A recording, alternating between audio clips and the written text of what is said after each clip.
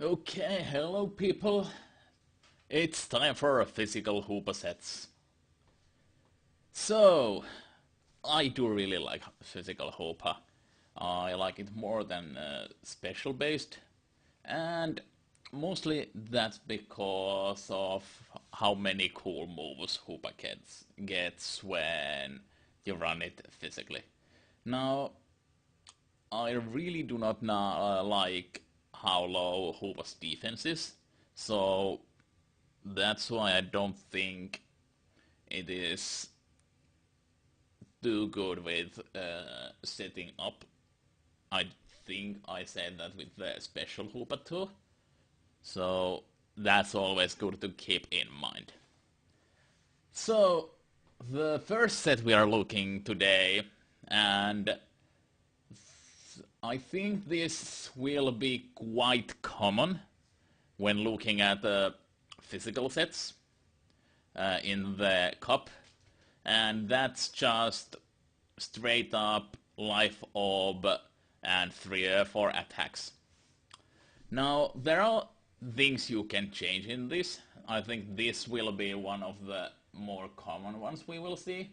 Drain Punch we will probably see in every single physical Hoopa sets because it gives you reliable recovery, it hits quite hard, it hits some of the common walls and stuff like that, so it gives you fairly good coverage, as do pretty much every single fighting type move. Ice Punch hits dragons. Gunk Shot, even though it's inaccurate, it hits fairies really hard. And Knockoff is just a good move overall. Uh, I personally, on my first round, didn't run Knockoff. I did run Phantom Force because it gets stab and it hits really hard and it goes behind Protect and Detect and so on and so forth. Uh, there are also other things you can do. For example, you can fit a power-up punch in this set, which I will be talking about later. But Hoopa actually makes fairly decent power-up puncher. But I do think that you need substitute or something like that with it. So if you do not want to fear for your life because of your low defenses, you should just run something that hits really hard, which is either this life offset or the CP set. Now, I do not like CP set as much as with life orb set because you are quite slow and easily outsped. That's why you you should probably actually drop a little bit of the attack and put it to speed to outspeed other Hoopas. And here also you can drop knock off because it is like one trick pony and you get locked to it, but some like to run, from what I've heard, some people like to run knockoff even on CB sets, mostly because it then hits witches. But again, you can run Phantom Force, you can run Ice Punch, you can run Fire Punch, Thunder Punch. You can run Zen Head, but it's not a bad idea. It can give you flinches and it gives you stab. But yeah, CB said really straightforward HP attack. This can either be 4 or 8, and this can be either on speed or special defense. If you put it to speed, you can outspeed other Hoopas that do not have any speed investment. So that's a thing also.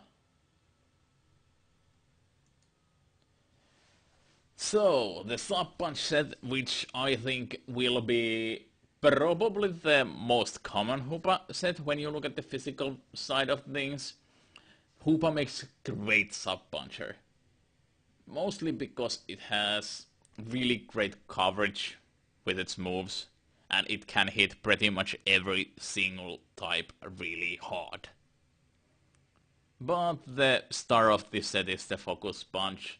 You may need to predict a little because of the low defenses, so you probably want to get substitute set on switching,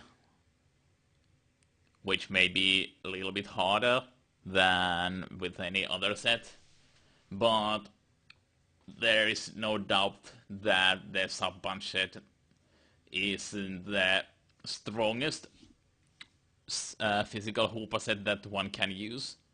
The only problem is that it really does require some predicting and outplaying opponents. I wouldn't run anything else than leftovers with this. You kind of need the recovery after substitutes, and because you have uneven number of HP, you can do one more of them instead of, I think you can make 5 of them with leftovers. If I didn't calculate wrong, I may have, but still, when you use substitute sets, keep your HP uneven, because it uses percentage of your HP and you can use them more if you have uneven HP number. But yeah, substitute set, outside of setting up the sub-punch situation and getting Focus Punch walled by ghosts, this is really straightforward and really powerful. Again, you can switch on knockoff if you feel like it, and actually in this, if you really feel like outplaying people, you can run for power-up punch with this. But for example, Ice Punch is really great if you are looking for hitting dragons behind subs, or you can again run something like Foul Play or Phantom Force. Foul Play is a really great option instead of the knockoff if you want more power. Usually Foul Play hits way harder than what knockoff does, especially when it in unbound form gets stab. But yeah, that's also an option. I really like Foul Play. I really like Phantom Force. That's about it about that. I think Hoopa makes a great Assault Vest user. Like, you can... I forgot to mention this when I talked about the special Hoopas, but I really think Assault Vest benefits Hoopa a lot.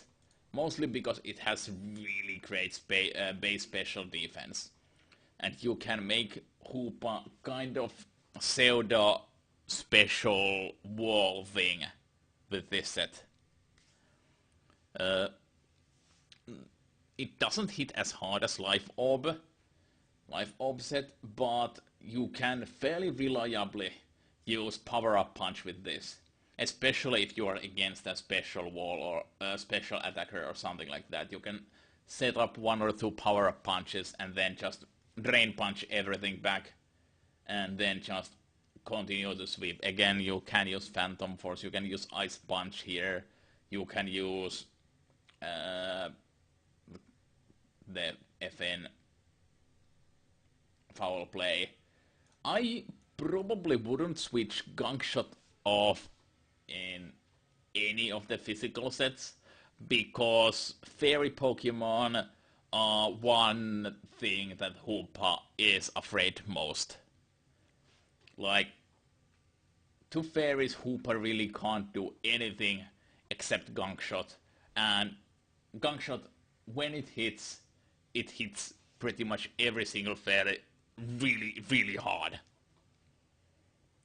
And you can usually get a kill with Gunk Shot in any Hoopa sets. if you have the maximum attack investment and so on and so forth. And especially in power-up punch, after one power-up punch you should be able to one hit knockout and Mega Altaria if it's not a defensive variant with like a Cotton Guard or so on and so forth. So you should keep that in mind. And I actually made an video about this.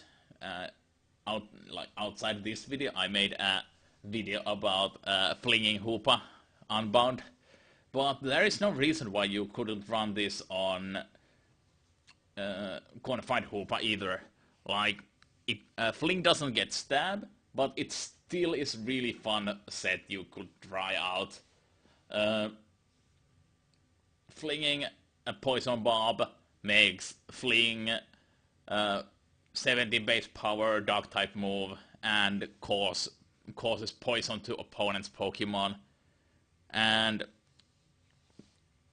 then after flinging, you should activate Magician and take their item away unless it's a Mega Stone or otherwise unstealable item. So by dropping like 25 base power from foul play,